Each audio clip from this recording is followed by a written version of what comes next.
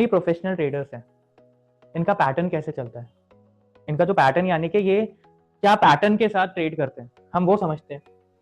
ठीक है, इनके 3 कोर स्टेप्स चलते हैं। पहला है रिसर्च, दूसरा है बैक टेस्ट,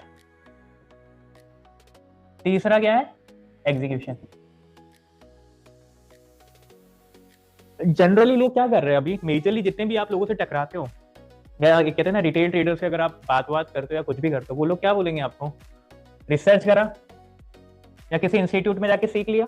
क्या किया रिसर्च, इनको पैटर्न समझना आ गया, इनको क्या पता लग गया एंट्री कैसे लेते हैं और एग्जिट कैसे लेते हैं, राइट, इनको ये पता लग गया। अब ये क्या करते हैं, डायरेक्ट लाइव में चले जाते हैं, यानी कि रियल अमाउंट पे ट्रेड करने लग जाते हैं, जिसकी वजह से क्या होता है, नुकसान ही होता है। क्यों, क्योंकि उनको ना तो स्ट्रैटेजी का ROI पता है, ठीक है, ना ही उनको उसकी प्रोबेबिलिटी पता है, ना उसका ड्रॉडाउन पता है,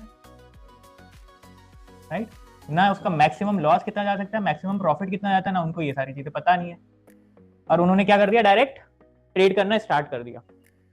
अब अगर कोई इंसान ऐसे अगर ट्रेडिंग कर रहा है, रिसर्च करा, किसी ने उसको बाय एग्जिट समझा दिया, एंट्री एग्जिट कैसे लेते हैं, यानी कि स्ट्रैटेजी बता दी कोई रैंडम सी, ठीक है, और उस सामने वाले बंदे को भी नहीं पता कि इस टाइप से ट्रेडिंग होती है, क्योंकि प्रोफेशनल ट्रेडर क्या चेक करते हैं हमेशा, ROI, probability, drawdown, maximum loss and maximum profit, फिर जाके ये लोग ट्रेडिंग पे फोकस करते हैं।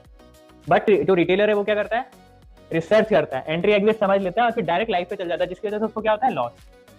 बट क्या एक प्रोफेशनल ट्रेडर यानी कि प्रो ट्रेडर वो क्या करेगा, इसके बीच में एक स्टेप डालेगा, क्या है वो, बैक टेस्टिंग का।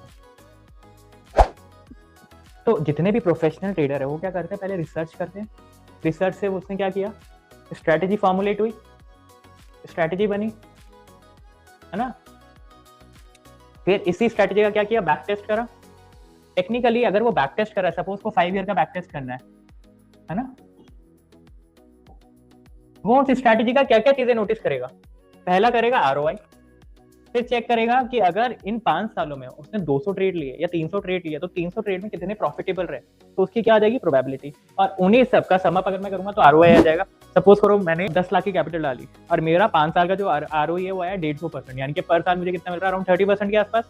तो कहीं ना कहीं ठीक है, मैं स्ट्रैटेजी को, अब सपोज करो इसका ROI कितना, 30%, 5 ईयर का, ठीक है, प्रोबेबिलिटी कितनी आई, 60%, ड्रॉडाउन आया 10%, मैक्सिमम लॉस मैं मानता हूँ 2%, जो भी आपकी कैपिटल है, और प्रॉफिट 3%, समझ आए।